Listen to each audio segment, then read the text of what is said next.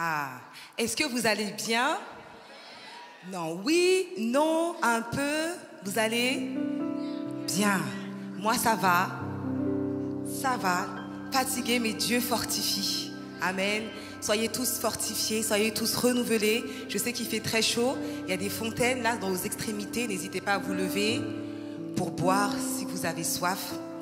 En tout cas, je salue chacun d'entre vous. Je salue ceux qui nous regardent aussi en ligne. Que Dieu vous bénisse.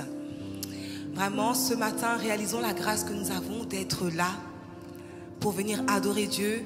Nous ne disons pas, oui, bon, c'est encore un dimanche, on va revenir, bon, on est habitué, on va aller à l'église. Non. Tu ne sais pas que c'est Dieu qui a fait que tu es là assise ou assise. Alors remercie-le, qu'on puisse tout simplement élever la voix, dire Seigneur, merci.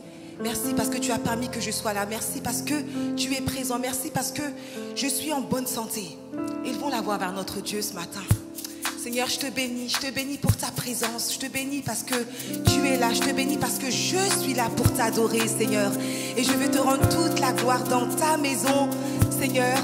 Je veux dire que tu es bon. Je veux te remercier pour ta présence, Seigneur. Alléluia, Jésus. Amen. Je veux te louer ce matin, Seigneur. Je veux te remercier, Seigneur, pour ta fidélité envers moi.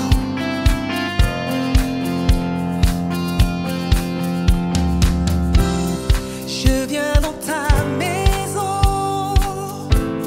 Je veux te rencontrer tel que je suis.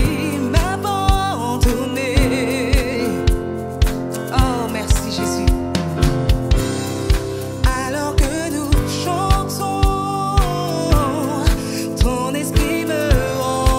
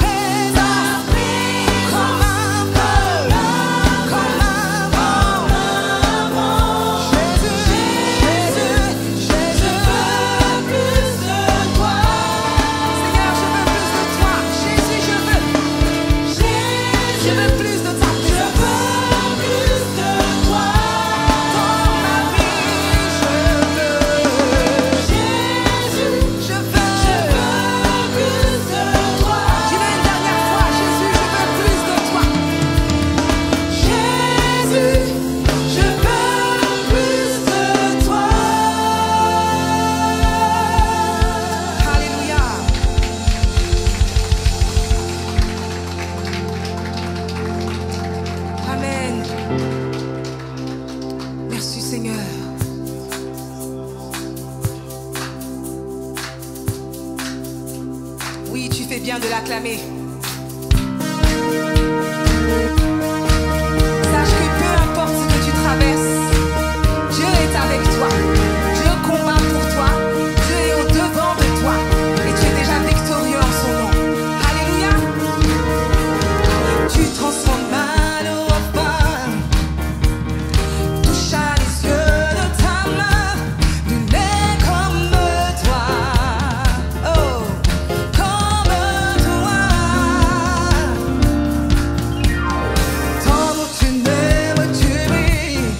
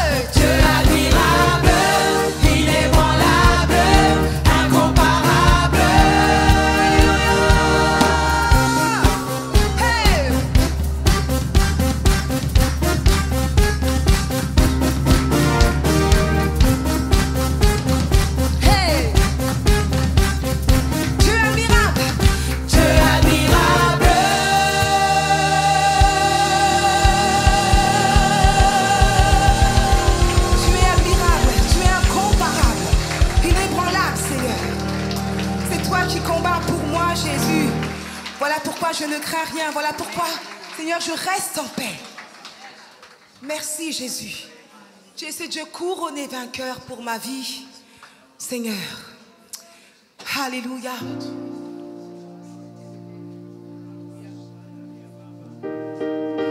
Merci, Jésus. Ne sois pas dans la peur. Et mets ta confiance au Seigneur. Même lorsque tu ne comprends pas. Il a promis d'être avec toi. Il a promis d'être avec toi. Il est ton ami de tous les jours. L'ami fidèle. Tu combats pour nous en tout temps, entouré de tous les anges. Et je prends plaisir à savoir que tu es couronné vainqueur. Mon secours et mon défenseur, mon ami et mon sauveur. Par ta grâce je vis, j'existe pour t'adorer. Quand j'entends louer ta grandeur, devant toi je me procède. Et la peur c'était devant toi. Tu es couronné vainqueur. Oh Jésus, tu es le Messie, l'espérance du monde entier. Par ta grâce je vis, j'existe pour t'adorer. Alléluia, alléluia.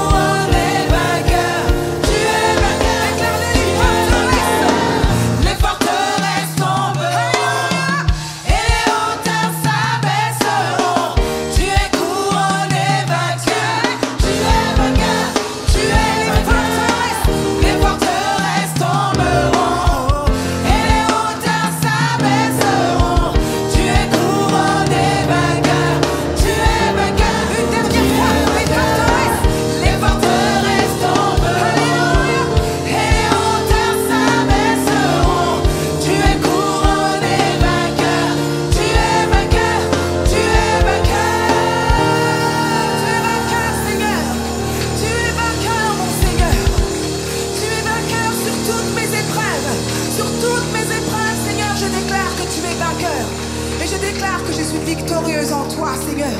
Voilà pourquoi je ne crains rien. Voilà pourquoi, Seigneur, je reste accroché à ta parole. Parce que tu ne mens pas, Seigneur. Oh Jésus, à toi toute la gloire, mon Seigneur Jésus.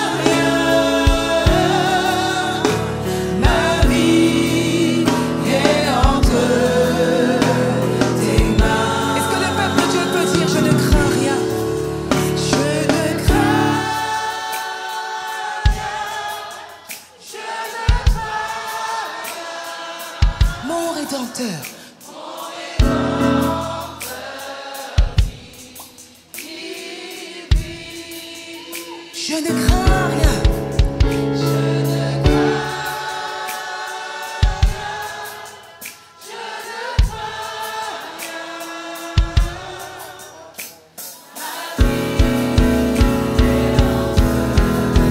On va le reprendre une dernière fois encore ensemble. Je ne crains rien. Dis-le à ton Dieu. Je ne crains rien. Je ne crains rien. Mon Rédempteur.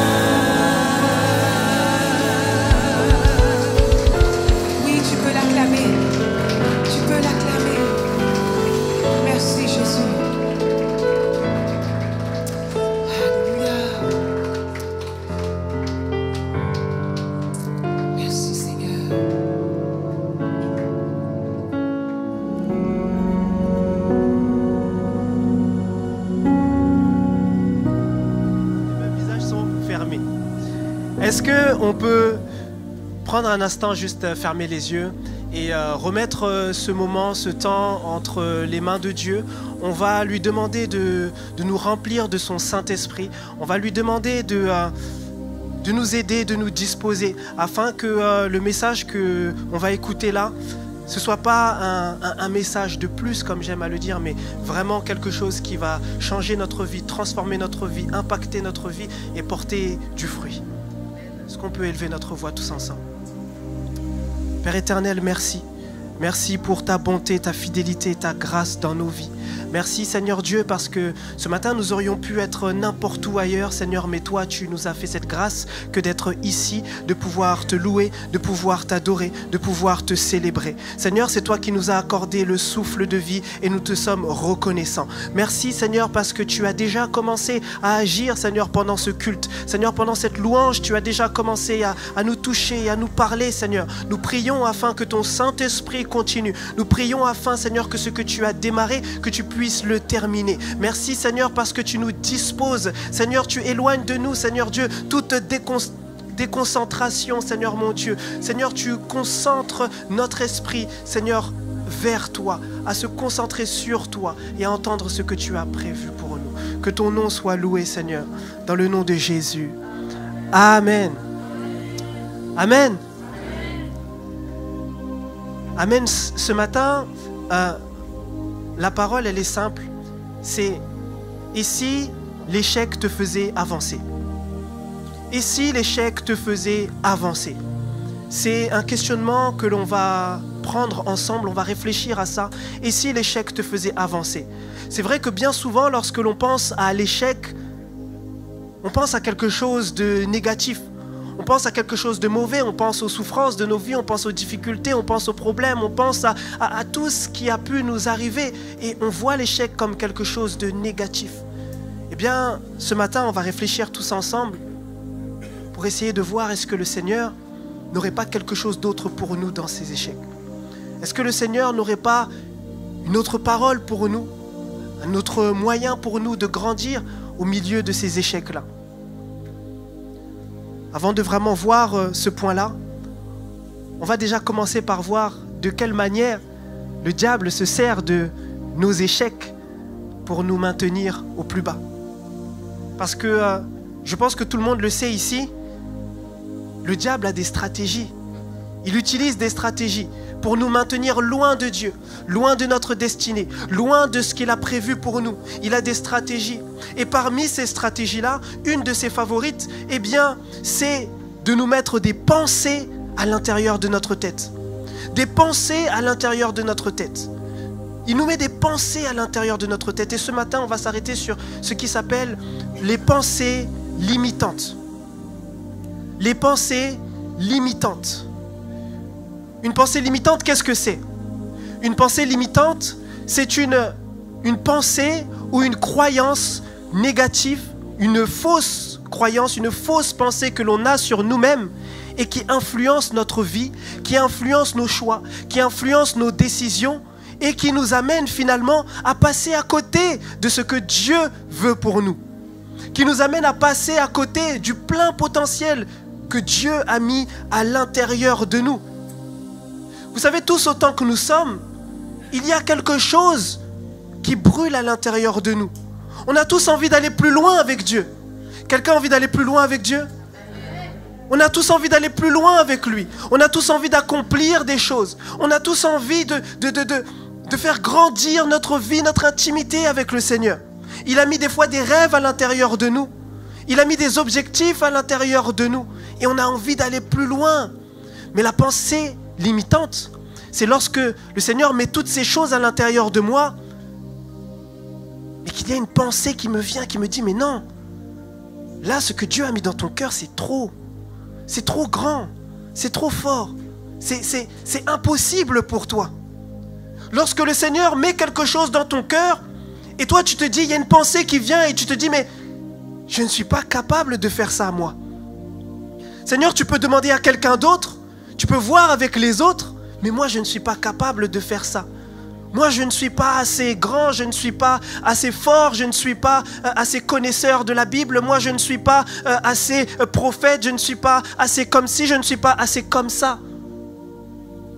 Lorsque le Seigneur te demande peut-être de créer une entreprise, et toi tu dis non mais Seigneur, moi je n'ai pas assez d'expérience pour ça, je n'ai pas assez d'argent pour ça. Les pensées limitantes qui viennent dans ta tête. Il y a une personne dans la parole de Dieu, nous allons lire dans Exode 3 au verset 9 à 11. Exode 3 au verset 9 à 11, qui a eu une de ces pensées. Ici, on parle de Moïse. La Bible nous dit, Dieu qui s'entretient avec Moïse, il dit « Maintenant, les cris des Israélites sont venus jusqu'à moi. J'ai aussi vu l'oppression que leur font subir les Égyptiens. Maintenant, vas-y, je t'enverrai vers Pharaon et tu feras sortir d'Égypte mon peuple, les Israélites. » Moïse dit à Dieu, « Qui suis-je, moi, pour aller trouver le Pharaon et pour faire sortir les Israélites d'Égypte? Qui suis-je, moi ?» Moïse se pose cette question finalement que l'on se pose tous lorsque Dieu nous demande de faire des choses. On dit, mais Seigneur, qui suis-je, moi? Seigneur, est-ce que tu ne t'es pas trompé? Est-ce que tu m'as bien regardé, moi? Seigneur, il y a tellement de gens que tu aurais pu appeler, mais c'est moi que tu appelles. Les pensées limitantes. Pourquoi? Pourquoi? Se pose cette question, mais finalement, d'où est-ce qu'elles viennent ces pensées? D'où viennent ces pensées? C'est vrai que le diable nous envoie ces pensées, mais dans notre vie de tous les jours, d'où viennent ces pensées-là? Ces pensées peuvent venir de plusieurs endroits différents, mais nous, on va se concentrer sur une chose. On va se concentrer sur le fait que ces pensées peuvent venir de notre passé. Des situations que l'on a vécues dans notre passé. Des traumatismes que l'on a vécus dans notre passé. Des échecs que l'on a pu subir dans notre passé. Des situations de vie qui ont laissé des traces à l'intérieur de nous, qui ont laissé des marques à l'intérieur de nous. On s'est marié, le mariage a échoué et maintenant, on ne croit plus en l'amour. On ne croit plus en la vie à deux. On ne croit plus en un avenir radieux. On ne croit plus en ça parce que cet échec a laissé une marque à l'intérieur de nous. J'ai passé mon permis, je l'ai raté. Et maintenant, c'est comme si je suis traumatisé. Maintenant, je vais à l'examen, je suis tétanisé, j'ai l'impression que je ne sais plus conduire. Parce qu'il y a une trace, il y a une marque qui est restée à l'intérieur de moi. Je pense que si quelqu'un a déjà raté son permis ici, il sait de quoi je parle. Il sait de quoi je parle. Tu es parti une fois à l'examen, tu as raté l'examen, et depuis tu as l'impression que, non, les autres sont intelligents, mais pas moi. Tu as l'impression que, mais moi je suis moins que les autres. Et maintenant partout où tu vas, tu te dis, mais c'est même pas la peine que je me présente à l'examen parce que dans tous les cas, je vais rater. Moi je rate toujours. Moi. Parce que l'échec que tu as subi a laissé une trace à l'intérieur de toi. Mais ce matin, je suis là pour dire à quelqu'un que le Seigneur veut enlever cette trace. Le Seigneur veut retirer cette marque. Le Seigneur veut nous rendre libres. Le Seigneur veut nous délivrer de nos échecs. Il veut nous délivrer de ces pensées limitantes. Il veut nous délivrer de toutes ces choses, toutes ces réflexions, tous ces systèmes de pensée qui sont venus à nous, que l'on a gardés dans notre tête pour dire « moi je ne suis pas capable d'eux, moi je ne pourrai jamais, moi ceci, moi cela ». Il y a beaucoup de gens qui se sont mariés dans ma famille, mais aucun mariage n'a réussi. Alors à quoi ça sert ? Peut-être que moi, si je me marie, je vais suivre le même chemin que les autres. Ce sont des traces qui sont restées à l'intérieur de toi. Mais le Seigneur veut sortir ça aujourd'hui. Peut-être que dans ta famille, tout le monde a des problèmes avec ses enfants. Et tu te dis, mais ça va être pareil pour moi. Ça ne va pas être pareil pour toi. Dans le nom de Jésus-Christ, ça ne va pas être pareil pour toi. Tu as peur de faire le pas que Dieu te demande de faire parce que tu te dis que ça ne va pas fonctionner pour moi. Mais laisse-moi te dire que le Seigneur ne va pas permettre que tu suives le même schéma que les autres. Le Seigneur ne va pas permettre ça.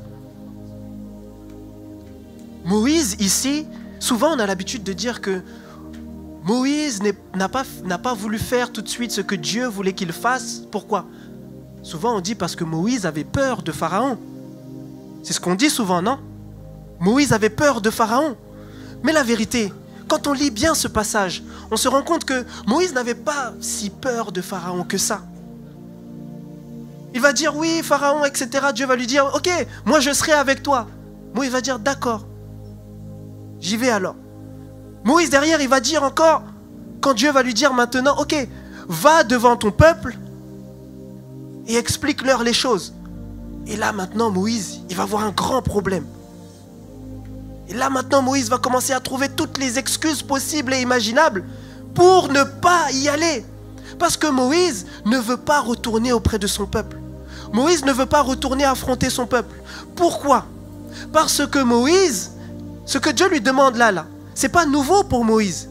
Moïse a déjà essayé d'aider son peuple. Il a déjà essayé de sauver son peuple. Il a déjà essayé de leur faire du bien. Mais quand il a essayé de faire ça, son peuple l'a rejeté. Ils l'ont rejeté. Ils l'ont tellement rejeté que Moïse a été obligé de fuir l'Égypte. Et ça a laissé une trace à l'intérieur de lui. Ça a laissé un traumatisme à l'intérieur de lui. À tel point qu'aujourd'hui, lorsque Dieu lui dit retourne-y, il ne veut plus y aller. Il ne veut plus y aller. Et peut-être que c'est ton cas aujourd'hui. Peut-être que tu as essayé de faire du bien à ta famille, mais ils t'ont rejeté.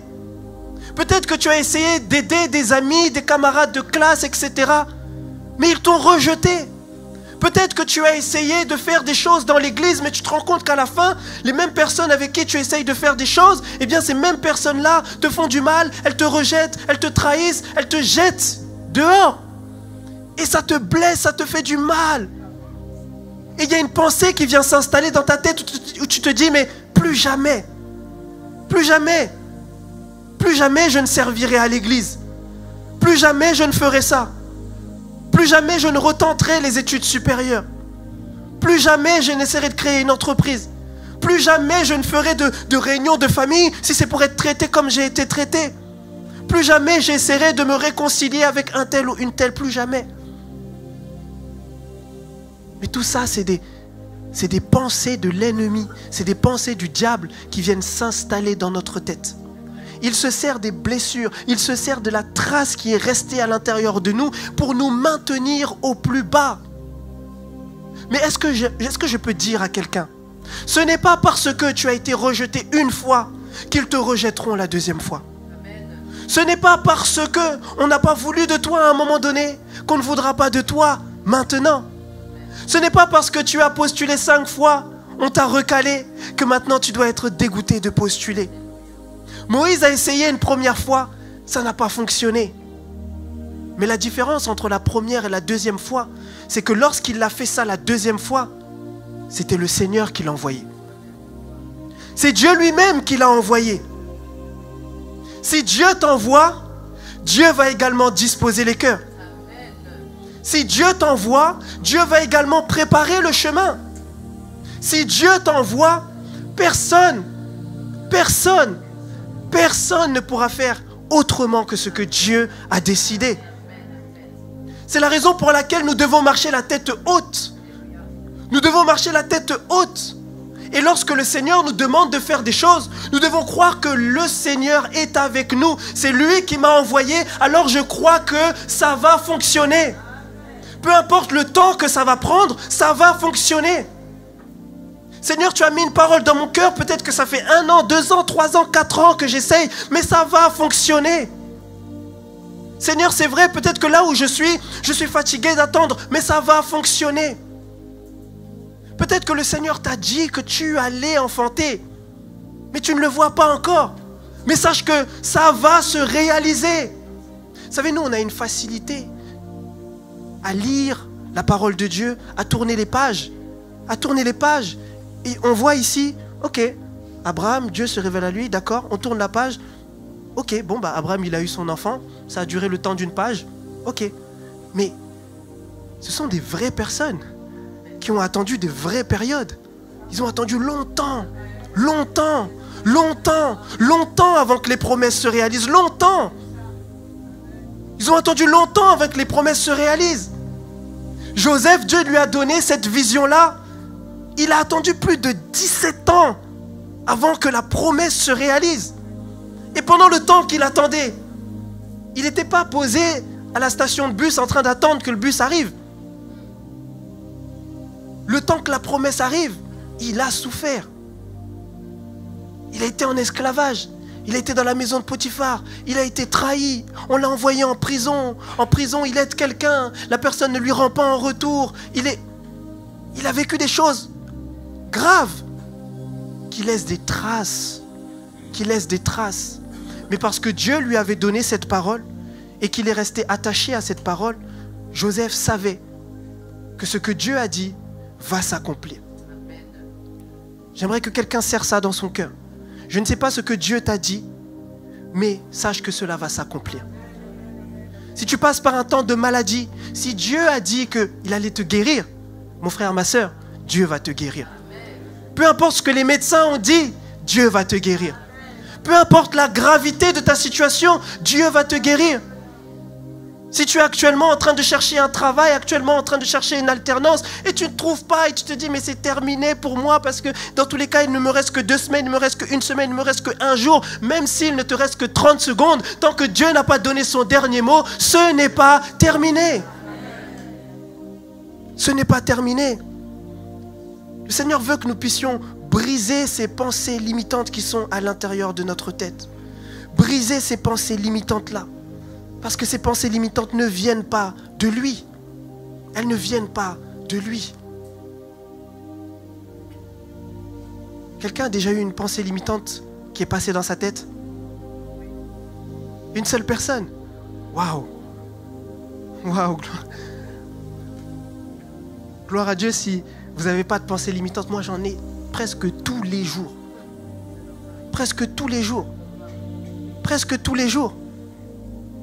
Je sais que vous en avez, vous n'avez juste pas levé la main. Mais je vais vous dire une chose.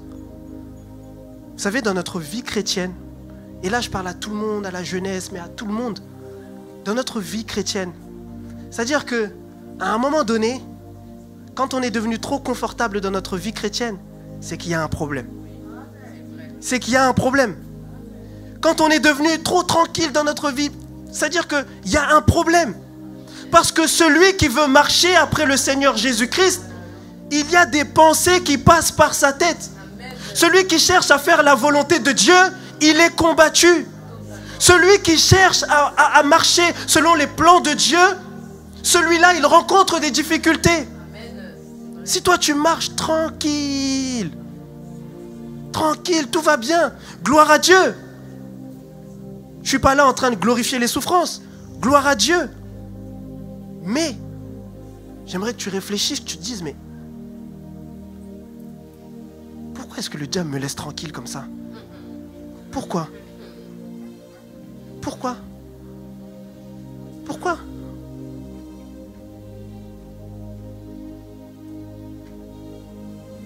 Vous savez, moi j'ai un ami qui il fait du hand. Il joue au hand. Et un jour, je suis parti jouer avec lui. Je suis trop nul. Je suis parti jouer juste parce que c'est mon ami, donc je suis parti, j'ai joué avec lui.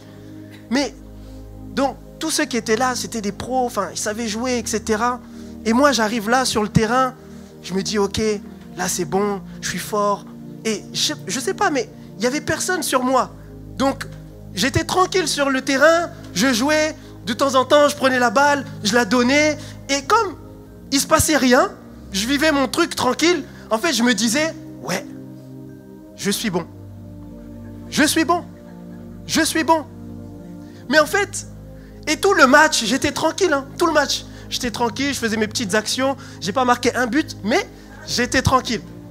Et à la fin, on finit, on discute et tout. Avec mon ami, on rentre. Et il me dit, mais... Et je lui dis, ah ouais, c'était pas mal le match. Hein. Je lui dis, t'as vu quand même, je suis chaud, hein, je suis fort. Hein. Et il me dit, mais Rolf, en fait, t'as rien compris. En fait, t'as rien compris. T'étais même pas dans la partie. Il me dit, mais en fait, t'as trouvé ça simple parce que tu n'étais même pas dans la partie. Tu as trouvé ça simple parce qu'il n'y avait personne sur toi. Personne ne défendait sur toi. Parce qu'en fait, tu ne représentes tellement pas une menace que, en fait, on n'avait pas besoin de défendre sur toi. Et c'est vrai. Qu'est-ce qu'ils vont perdre leur temps sur moi alors qu'il y a des vrais joueurs à côté? Il y a des joueurs à côté, si tu les laisses 2 secondes, ils mettent des paniers, ils mettent des buts. Moi, même si tu me laisses avec la balle, peut-être que je vais tirer même à côté. Donc, ils n'ont pas de temps à perdre avec moi en fait. Donc moi, j'avais l'impression d'être bien et de réussir parce que j'étais tranquille et personne n'était sur moi. Mais en vérité, le fait que je sois tranquille et que personne soit sur moi était le signe que je ne jouais pas correctement. Était le signe que j'étais sur le terrain mais que je ne servais à rien. Était le signe... Je pense que vous avez compris. Et dans la vie chrétienne, c'est la même chose. C'est la même chose. C'est la même chose. Mais le diable ne va pas s'acharner sur quelqu'un qui est déjà son bon petit. Il sait. En fait, j'ai même pas besoin de perdre trop mon temps avec lui. Il est déjà là, tranquille. Reste au chaud là où tu es bien. Il est déjà là. Mais par contre, ceux-là qui essayent de marcher selon les voies du Seigneur, ceux qui essayent de se lever pour la gloire de Dieu, ceux qui essayent de faire des choses de leur vie, ceux qui essayent de se battre contre le péché, ceux qui essayent de marcher dans la sainteté, ceux qui essayent de faire des choses comme Dieu veut, mais c'est ceux-là que le diable attaque et il attaque et il attaque et il attaque. Et toi, tu es là, tu ne comprends pas et tu te dis, mais Seigneur, mais pourquoi moi tout le temps, moi tout le temps, moi tout le temps, moi? Mais parce qu'il y a quelque chose à l'intérieur de toi que le diable veut arracher. Il y a quelque chose à l'intérieur de toi que le diable veut récupérer. Pourquoi toi? Parce que tu es efficace sur le terrain. Pourquoi toi? Parce que tu ne connais pas encore ta valeur. Mais Dieu a mis quelque chose de grand, quelque chose de fort à l'intérieur de toi. Mais lisons la parole de Dieu. Tous ceux à qui Dieu a donné une grande destinée, à qui il a donné des missions importantes. Mais le diable s'est secoué déjà depuis leur enfance pour les éliminer rapidement. Parce qu'il sait. C'est-à-dire que toi, là où tu es assis, tu ne sais même pas, tu ne te rends pas compte à quel point Dieu a prévu de faire de grandes choses avec toi, de grandes choses dans ta vie. Toi, tu ne sais pas. Et parce que tu ne sais pas, tu t'endors et tu mènes une vie chrétienne comme ci, comme ça, un pied dedans, un pied dehors. De temps en temps, tu veux, de temps en temps, tu ne veux pas. Mais le diable, lui, il sait. Et parce qu'il sait, il veut te maintenir très loin de ça. Il veut te maintenir très loin. Seigneur, pourquoi toujours moi? Parce que le Seigneur a placé quelque chose d'extraordinaire à l'intérieur de toi. Pourquoi toujours moi, Seigneur? Pourquoi lui? Pourquoi lui? Pourtant, Seigneur, tu sais que moi, je conduis mieux que lui. Mais pourquoi lui, il a passé son permis rapidement comme ça, papa, et puis ça s'est bien passé. Et moi, je suis là, je galère. C'est la 3e fois, la 4e fois que je rate ce permis. Seigneur, je commence à être découragé. Seigneur, en vrai, est-ce que ça sert à quelque chose d'avoir la foi? Vous voyez les pensées que le diable met dans notre tête? Il les met pour nous arrêter. En vérité, le diable, vous savez, souvent, on prie et on dit, mais on va prier, on va prier pour récupérer tout ce que le diable nous a volé. Prier, le diable s'attaque à notre famille, le diable s'attaque à notre mariage, le diable s'attaque à notre argent, le diable ceci, le diable cela. Mais en vérité, les amis, est-ce que je peux vous dire que le diable n'en a rien à faire de notre argent, de notre famille, de notre foyer, de notre école? Il n'en a rien à faire de tout ça. Ce que le diable attaque, c'est notre foi. Parce qu'il sait, lorsqu'il attaque ton argent, c'est pas parce qu'il a besoin de ton argent. Il n'a pas besoin que quelqu'un... Il n'a pas besoin de ça. On dit déjà qu'il est le prince de ce monde. C'est lui-même qui donne l'argent aux autres pour faire d'autres choses. Il n'a pas besoin de ton argent. Mais lorsqu'il t'attaque ainsi, c'est parce qu'il sait qu'en t'attaquant comme ça, c'est de cette manière-là qu'il va te faire douter, qu'il va installer des pensées limitantes à l'intérieur de toi et qu'il va éteindre ta foi. Il le sait. Est-ce que tout le monde peut réfléchir? Qu'est-ce que le diable a mis dans ma tête? Quelles sont les pensées qu'il a installées dans ma tête qui sont en train d'éteindre ou de diminuer ma foi? Qui sont en train de m'amener plus bas, plus bas, plus bas, plus bas, plus bas, qui sont en train de m'éloigner de lui, qui sont en train de m'éloigner de Dieu. Est-ce que chacun peut réfléchir à ça? Tous autant que nous sommes, nous avons ce genre de pensée.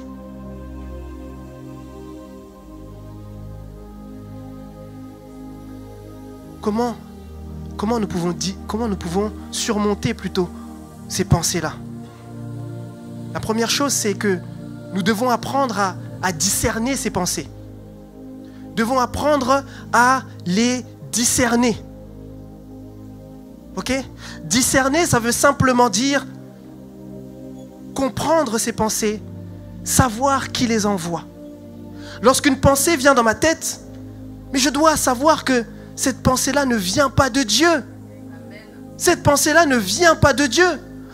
Si déjà j'ai des doutes sur le fait que cette pensée-là vienne peut-être ou ne vienne pas de Dieu, déjà là c'est chaos. Parce que si déjà moi-même je ne sais pas, comment je vais faire? Alléluia. Mais si je discerne, si je suis en mesure de savoir cette parole vient de Dieu, cette parole-là ne vient pas de Dieu, à partir de cet instant, je peux rejeter cette parole. Je peux rejeter cette pensée. C'est pour ça que nous avons besoin, mes frères et sœurs, de connaître la parole de Dieu, de passer du temps dans l'intimité avec Dieu, de grandir dans la connaissance du Seigneur Jésus-Christ.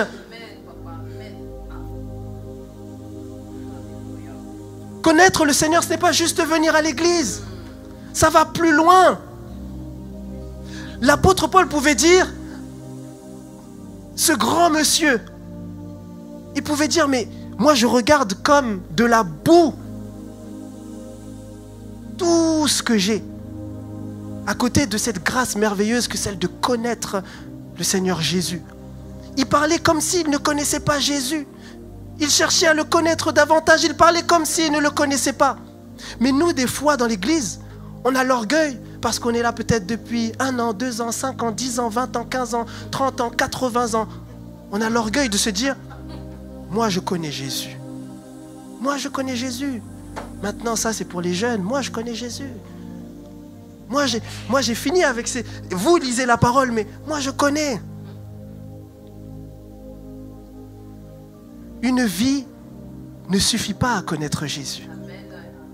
Une vie ne suffit pas à connaître Jésus. Peu importe où on en est actuellement dans notre marche avec le Seigneur peut nous apporter une révélation fraîche de sa personne, de qui il est. Une vie entière ne suffit pas. Et quand on apprend à connaître Jésus davantage, on apprend à discerner ce qui vient de lui et ce qui ne vient pas de lui. Et lorsqu'une pensée passe dans notre tête, on sait que ça là, ça ne vient pas de Dieu. Ça ne vient pas de Dieu. Et alors on est comme Jésus face à Pierre. On l'aime Pierre. On aime Pierre. On l'aime, c'est notre disciple, on l'aime.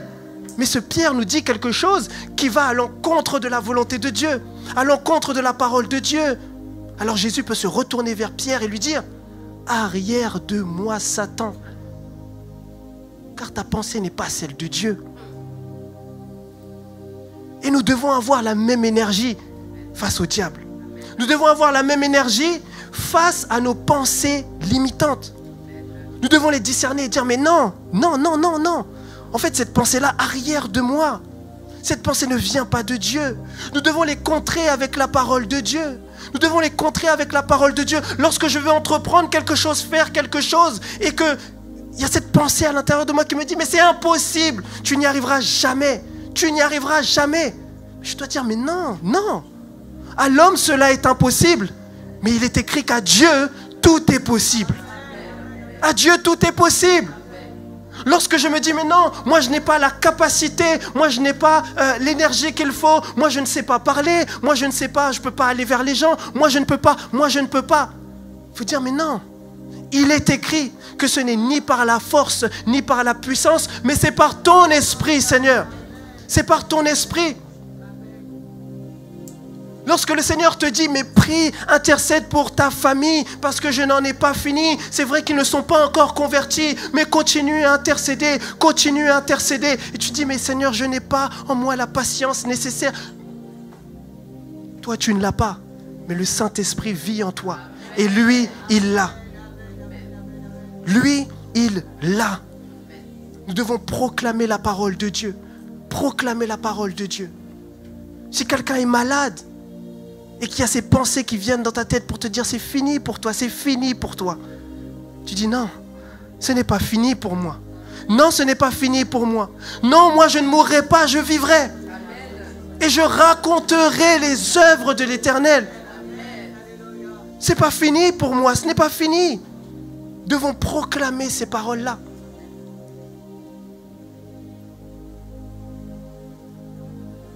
Le Seigneur a prévu des grandes choses pour tout un chacun. Tous autant que nous sommes. Petits, grands, le Seigneur a prévu des grandes choses pour nous. Mais ce qui nous empêche de rentrer dans la volonté de Dieu, eh bien, c'est les pensées qui nous limitent. C'est les paroles qui nous limitent. Mais le Seigneur veut débloquer ce qu'il y a dans ta tête.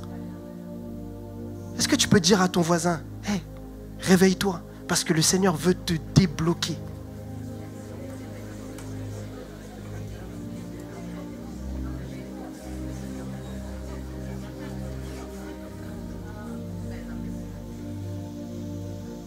Réponds à la personne qui t'a touché, dis-lui, toi-même réveille-toi d'abord parce que c'est toi qui es bien bloqué. Amen. Amen. Les échecs de notre passé peuvent nous maintenir éloignés de Dieu. Lorsqu'on laisse les pensées s'installer, elles peuvent nous éloigner de Dieu. Vous savez, il y a quelqu'un qui disait que les pensées, c'est comme les oiseaux. On ne peut pas les empêcher de voler au-dessus de notre tête. Mais par contre, on peut les empêcher d'y faire un nid. Si les oiseaux volent au-dessus de ta tête, tu n'es pas responsable de ça. Tu y es pour rien. C'est pas de ta faute. C'est pas de ta faute. Mais si l'oiseau en question, si le pigeon en question, maintenant il commence à venir, il vient, il passe, il repasse, il voit que tu ne fais rien. Donc il se met sur ta tête, il va chercher des branches, il revient, il construit un nid au-dessus de ta tête, il part, il va chercher sa femme, il revient, ils font un enfant sur ta tête. Il y a un œuf maintenant sur ta tête, dans le nid. Amen. Quelqu'un qui suit. Mais à un moment donné, soyons honnêtes, à un moment donné, si on en est arrivé là, c'est peut-être qu'à un moment donné, on l'a laissé faire. Peut-être qu'à un moment donné, on l'a laissé faire. Un oiseau, tu lui fais ça, il part. Certes, peut-être il va revenir, mais tu refais ça, il part. Surtout pigeons. Et surtout les pigeons de Paris. Surtout les pigeons de Paris. Parce que eux, ils sont graves, très graves. Ils te salissent ta maison, ils te salissent ton balcon, ils te salissent tout. Et ils ont l'audace de te regarder dans les yeux. Ils ont l'audace. Quand tu pars partout ailleurs dans le monde, quand tu croises un pigeon, juste tu le regardes, il vole. Il s'en va. Mais ici, à Paris, lorsque tu croises un pigeon, tu le regardes, lui aussi il te regarde. À la fin, c'est toi, tu pars. C'est quel genre de pigeon ça? Mais vous voyez, ces pigeons, même s'ils sont tenaces, même ce pigeon-là, il ne va jamais faire un nid au-dessus de ta tête. Si tu agites ta main comme ça, il ne va jamais faire un nid au-dessus de ta tête. Et c'est pour ça que spirituellement, nous avons besoin d'agiter nos mains en permanence. Nous avons besoin d'agiter nos mains en permanence. Nous avons besoin de proclamer la parole de Dieu en permanence. Nous avons besoin de la connaître et de la déclarer en permanence. D'accord, pensée, tu viens, mais regarde, il est écrit dans la parole. Il est écrit dans la parole. Il est écrit dans la parole. Il est écrit dans la parole. De quelle manière Jésus a combattu le diable lorsqu'il est venu vers lui? Il est écrit. Il est écrit. Mais il est écrit. Mais attends. Tu ne me feras pas croire tout et n'importe quoi. Il est écrit, crois au Seigneur Jésus et tu seras sauvé, toi et toute ta famille. Mais toi, tu veux mettre dans ma tête que ma famille est perdue à tout jamais. C'est vaincu dans le nom de Jésus-Christ. C'est vaincu dans le nom de Jésus-Christ. Toi, tu veux mettre dans ma tête que je ne réussirai jamais. Mais la Bible déclare que je suis la tête et non la queue. Je vais réussir mes études. Diable, assieds-toi et regarde. Parce que je suis enfant de Dieu. Il y a un combat spirituel dans nos pensées. Il y a un véritable combat spirituel. Il y a un combat spirituel. Il y a un combat spirituel. Il y a un combat spirituel. Et si tu n'es pas engagé dans ce combat, soyons vrais, si toi tu n'es pas engagé et acteur de ce combat, c'est que tu es déjà en train de perdre ce combat. Il faut que tu te lèves et que tu te battes. Lorsque le Seigneur nous donne sa parole, il nous donne sa parole pour la victoire, certes, mais il nous donne sa parole en nous disant que sa parole nous permet de nous défendre, mais elle nous permet également d'attaquer. Et dans un combat, je ne peux pas que défendre. Je ne peux pas que me défendre. Je ne peux pas que me défendre. Si je ne fais que me défendre et reculer, me défendre et reculer, défendre et me reculer, mais ça va prendre le temps que ça va prendre, mais je vais finir par prendre un coup. Je vais finir par prendre un coup.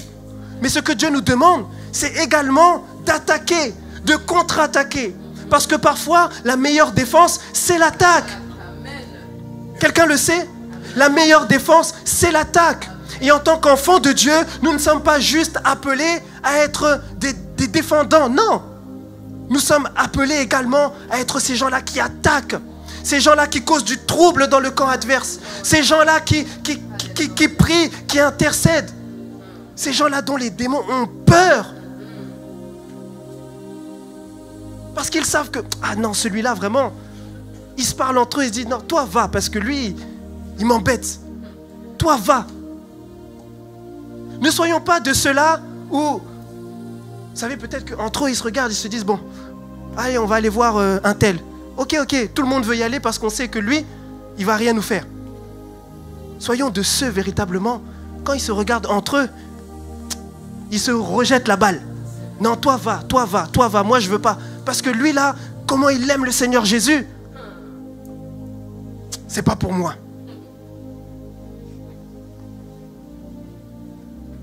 Vous voyez, le Seigneur il a des plans pour chacun. Je nous invite vraiment à ne pas laisser le diable mettre à l'intérieur de nous des pensées limitantes qui nous limitent et qui nous éloignent de ce que Dieu veut pour nous. C'est vrai que beaucoup d'entre nous ici, nous avons subi des choses terribles, des trahisons, du mensonge, de la calomnie, des échecs parfois, des choses qui laissent des traces à l'intérieur et qui nous donnent envie de reculer, juste reculer, et qui nous donnent envie de regarder notre famille de loin, qui nous donnent envie de regarder l'église de loin, qui nous donnent envie de regarder la vie de loin. Mais le Seigneur dit, fortifie-toi et prends courage. Fortifie-toi et prends courage. Fortifie-toi, prends courage et avance. Parce que là où je t'ai appelé, tu es un conquérant. Tu n'es pas de ceux qui vont reculer, tu es de ceux qui vont avancer. J'ai mis mon Saint-Esprit en toi. Ce n'est pas un esprit de peur, mais c'est un esprit de force, un esprit de puissance, un esprit par lequel tu vas conquérir. Avance. Je ne sais pas ce que le Seigneur t'a demandé, mais avance. Le Seigneur te demande peut-être d'arrêter avec le péché que tu as et d'avancer. Et tu te dis non. Tu dis Seigneur, je veux, mais pour moi, ce n'est pas possible. C'est possible pour les autres, mais pour moi, ce n'est pas possible. Tout est possible à celui qui croit. Si tu le veux, Dieu va t'en donner la capacité. Alléluia. Le Seigneur va t'en donner la capacité. Ne regarde plus tes échecs comme quelque chose qui t'éloigne de Dieu, comme quelque chose de foncièrement mauvais. Mais commence à te dire que peut-être que dans mes échecs également, peut-être qu'il y a quelque chose que Dieu veut me communiquer. Peut-être que dans mes échecs, il y a quelque chose que Dieu veut me communiquer. Parce que l'échec, voyez-vous, eh bien c'est souvent un moyen de Dieu, un outil de Dieu pour nous guider. L'échec, c'est bien souvent un GPS spirituel. L'échec, c'est cette chose-là qui te conduit, qui te guide. L'échec peut être un GPS spirituel. Si tu sais regarder l'échec avec les yeux de Dieu, tu pourras te rendre compte que l'échec peut être pour toi un GPS spirituel. Je vous raconte la même histoire que j'ai racontée au premier culte.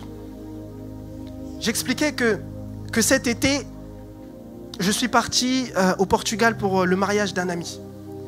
Et au Portugal, pour le mariage de cet ami-là, vous voyez, Portugal, les routes, c'est compliqué. C'est très compliqué. Route très serrée, route... voilà. Je vois les têtes qui bougent, ça, c'est les gens qui ont l'habitude de voyager, qui connaissent. Et quand je suis parti là-bas, on était sur la route, on a pris une voiture de location, on était tous dedans, et on se déplaçait avec Waze. Tout le monde connaît Waze. Waze, c'est cette petite application avec laquelle on met l'adresse où on veut aller. Et puis maintenant, ça nous donne un itinéraire et ça nous conduit, va à droite, va à gauche, avance 200 mètres, 1 km, etc. Pourtant, c'est une très bonne application. On est d'accord, c'est une application qui nous aide. Mais moi, quand je suis parti au Portugal, je me suis mis à détester cette application. Je me suis mis à détester cette application. Parce que il y a une petite fonctionnalité dans l'application que je ne supporte pas. Qui m'a rendu, je me disais, Seigneur, tu connais mon cœur, mais là, bientôt. Vous voyez, sur Waze, lorsque tu te trompes de chemin, ça fait un petit bruit. Clink. Et puis ça te donne maintenant un autre chemin. Vous connaissez ce petit bruit? Tu te trompes de chemin, ça fait clink. Et puis ça te donne maintenant un autre chemin. Mais normalement, ça c'est quelque chose de bien. Mais moi, c'est quelque chose qui m'énervait. Parce que je me dis, mais une fois tu me dis que je me suis trompé, d'accord. Mais 2 fois tu me dis d'accord. Mais la 3e fois, doucement, il y a les gens aussi dans la voiture. La 4e fois, je me trompe. Et il y a mon copilote qui me dit, oh Rolf, quand même. Là, c'est la 4e fois que tu te trompes. Et ça m'a fait mal. J'étais en colère contre Waze. Je me suis dit, mais là, tu montres à tout le monde que je viens de me tromper, que j'ai fait un échec. Ça pourrait rester entre nous deux. Mais là, tu m'affiches comme ça devant tout le monde. C'est pas correct. Donc, je commence à détester ce Waze. Mais après, quand je réfléchis bien, je me dis, mais Rolf, très honnêtement, heureusement que ce Waze t'a envoyé ce message-là. Heureusement que le Waze en question, il t'a montré que tu étais en train de te tromper. Parce que si le Waze en question ne faisait pas ce bruit, s'il ne te donnait pas un autre itinéraire, mais tu aurais continué sur la direction que tu étais en train de prendre et tu ne serais jamais arrivé à destination. Tu te serais trompé et tu aurais continué à te tromper. Tu aurais échoué et continué à échouer. Alors certes, les gens dans la voiture auraient continué à penser que il conduit bien, il nous emmène, c'est génial. Mais tu serais complètement passé à côté de la destination où tu devais aller. Et c'est la même chose avec Dieu. Des fois, il utilise nos échecs pour nous replacer sur la bonne direction, pour nous replacer sur le bon chemin. Peut-être qu'à un moment donné dans ta vie, tu t'es égaré. Tu as commencé à aller dans toutes les directions. Mais le Seigneur a permis que tu puisses échouer pour te replacer sur le chemin de ta destinée. Sur le chemin de ta destinée. Regardez Moïse. Des fois, on a l'impression que, aux yeux de tout le monde, on a échoué, on a honte. On se dit, que va penser ma famille? Que va penser mes amis? Que vont penser? Moi, je me souviens, à l'époque où je passais mon bac, ma plus grande crainte, moi, c'était même pas le bac. Moi, en fait, ce que je me disais, si je rate le bac, mais qu'est-ce qu'elle va penser ma mère? Qu'est-ce que les gens ils vont dire? Donc j'avais peur qu'on me voie comme un échec. Et des fois, dans toutes les situations de notre vie, eh bien on a peur de ce que les autres vont penser, de ce que les autres vont croire, de ce que les autres vont se dire. Et regardez Moïse. Moïse, il était destiné à être un grand diplomate égyptien, à être un grand monsieur en Égypte. Il a grandi en Égypte. Il a grandi avec l'entourage de Pharaon. Moïse, si c'était à notre époque, il serait peut-être parti dans une grande université. Il aurait fait HEC ou Polytechnique. Ce serait devenu quelqu'un dans la politique, dans on ne sait quoi. Mais vous imaginez la déception de cette personne qui l'a recueilli. Quand elle se dit, mais attendez, on a fait tout ça pour lui et au final, lui, il a fui. Quel échec! Mais attendez, ce garçon-là, vraiment, quel échec! Quel échec! Peut-être que c'est devenu une blague en Égypte. Attention, tu vas bientôt finir comme Moïse. Peut-être que c'est devenu une blague. Mais vous voyez, ce qui était aux yeux de tous un échec, ce qui paraissait être aux yeux de tous une catastrophe, en vérité, c'était la meilleure chose qui ne soit jamais arrivée à Moïse. Parce que ça lui a permis d'être repositionné dans le chemin de sa destinée. Et ce matin, j'aimerais nous encourager à reprendre confiance, à reprendre foi et à nous dire que peut-être que grâce à cet échec que j'ai subi, le Seigneur m'a repositionné sur le chemin de ma destinée. Seigneur, peut-être que j'étais triste, j'étais mécontent, j'étais en colère parce que j'ai prié pour que tu fasses réussir cette relation, pour que tu maintiennes cette relation. Tu vois ce garçon, tu vois cette fille, tu vois, Seigneur, ce travail, tu vois ce que j'ai prié pour garder. Et Seigneur, je bénis ton saint nom parce que je sais que tu as fait ça pour mon bien. Je sais que tu as fait ça pour mon bien.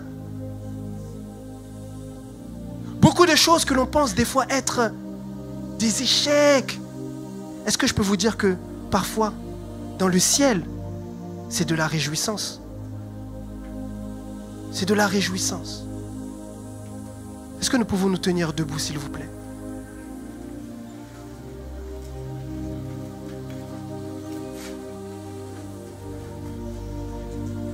La parole de Dieu nous dit, dans Romains 8 au verset 28, elle nous dit que nous savons, du reste, que tout concourt au bien de ceux qui aiment Dieu.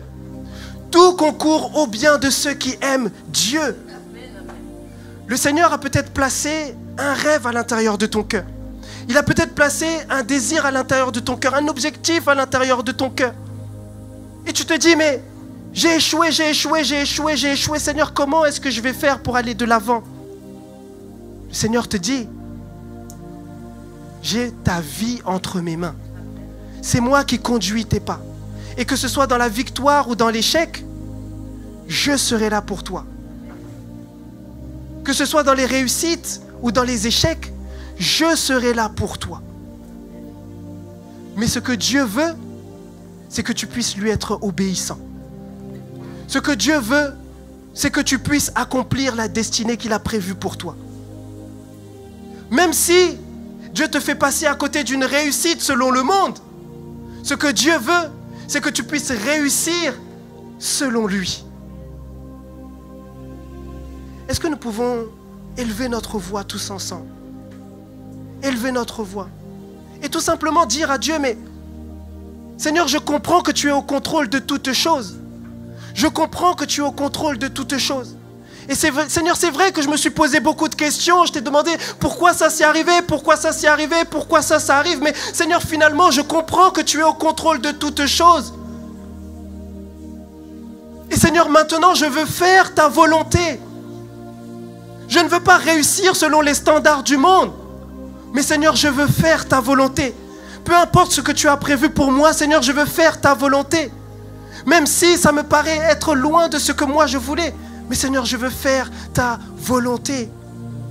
Est-ce qu'on peut élever notre voix et dire à Dieu, Seigneur, je veux faire ta volonté. Seigneur, je veux faire ta volonté. Je veux faire ta volonté, Seigneur.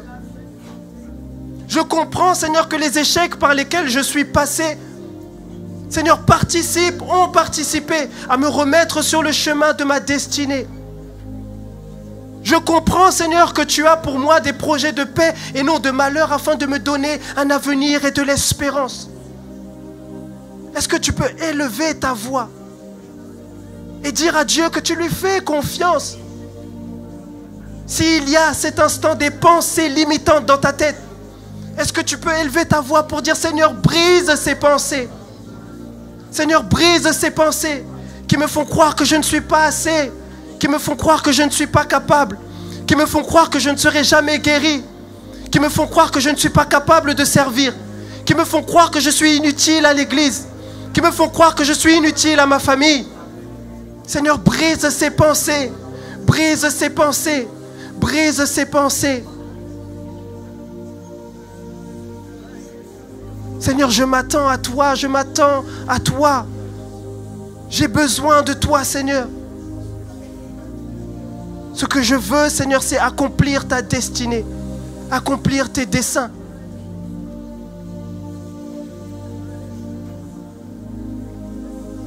Je crois que le Saint-Esprit de Dieu est dans ce lieu.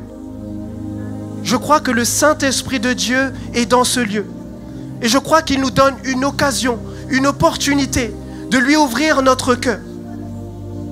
J'aimerais dire ça à quelqu'un: ne passe pas à côté de ce temps. Ne passe pas à côté de cette opportunité que Dieu te donne de lui ouvrir ton cœur. Le Seigneur est là dans ce lieu. Si quelqu'un a besoin de plus avec Dieu, qu'il le demande maintenant. Si quelqu'un veut aller plus loin avec Dieu, qu'il le demande maintenant. Si quelqu'un veut accomplir de grandes choses avec Dieu, qu'il le demande maintenant. Si quelqu'un en a marre de reculer, reculer, reculer sous les coups de l'adversaire, qu'il le demande maintenant. Si quelqu'un veut être un conquérant pour Dieu, qu'il le demande maintenant. Le Seigneur voit ton cœur à cet instant.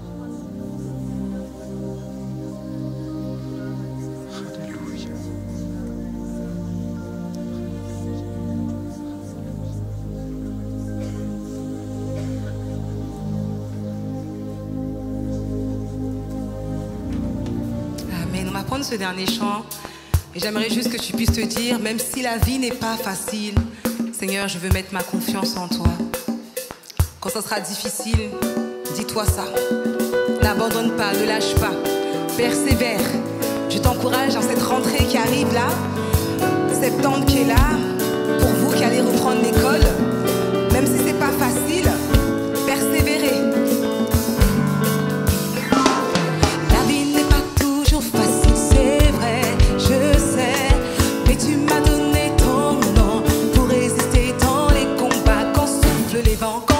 La mer, je peux toujours compter sur toi, Seigneur.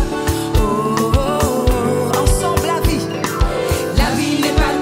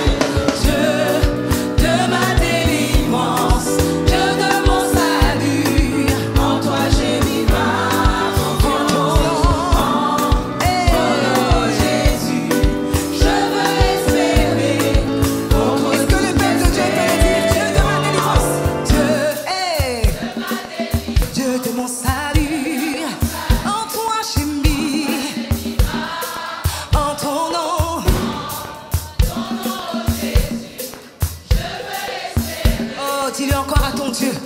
Dieu de ma délivrance. Dieu, hey. Dieu de mon salut. En toi j'ai mis. En ton nom.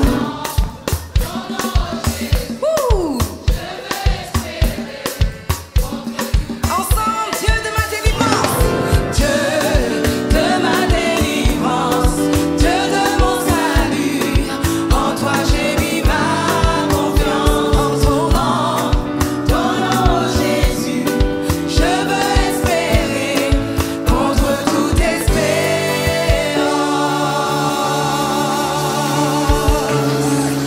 C'est en toi seul que je veux espérer, Seigneur. Je veux m'accrocher à toi, Seigneur, même dans la difficulté. Alléluia, parce que tu es le victorieux qui a déjà tout accompli pour moi. Amen.